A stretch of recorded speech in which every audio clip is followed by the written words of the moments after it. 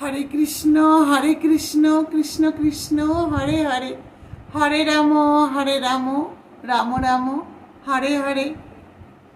জানেন তো, এই পৃথিবীতে সবচেয়ে স্বার্থপরকে শুনলে অবাক হয়ে যাবেন। সেটা নিজেরই জিনিস, নিজেরই কাছে থাকে, অথচ নিজের সাথেই সে কি করছে, নিজেকে কষ্ট দিচ্ছে। সে হলো আমাদের মন। আমাদের মন বড়ই স্বার্থপর। দেখুন, নিজের হয়েও সে অন্যের জন্য কি করছে, আমাদেরকে কষ্ট দিচ্ছে।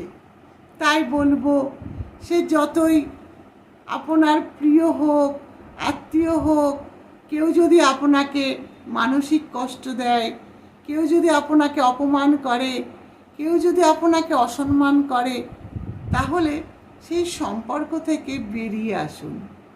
সে আপনই হোক, আত্মীয়ই হোক, আর খুব কাছের মানুষই হোক। কারণ আমাদের মন কিন্তু সর্বদা আমাদেরকে কষ্ট দেবার জন্য তৈরি। কাউকে হয়তো খুব ভালোবাসেন, কারোর জন্য অনেক পরিশ্রম করছেন, এর ফল কি হবে? আপনি যখন কষ্ট পাবেন, তখন আপনার মন অন্যের জন্য কাঁদবে।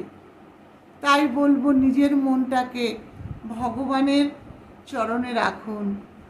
আপনার মনের মধ্যে ভগবানকে এমনভাবে সাজান, সেই মনে যেন কেউ আঘাত করতে না পারে, আর মনও যেন অন্যের জন্য না কাঁদে।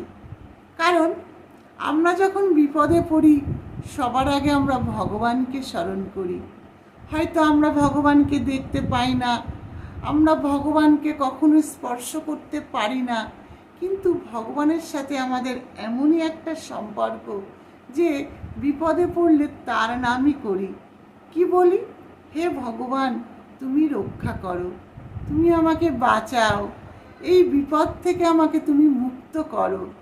তাই বলবো, সমস্ত মন জুড়ে ভগবানকে রাখুন, তাহলে সেই মনে কেউ কষ্ট দিতে পারবে না, আর মন কখনো স্বার্থপর হবে না। হরে কৃষ্ণ।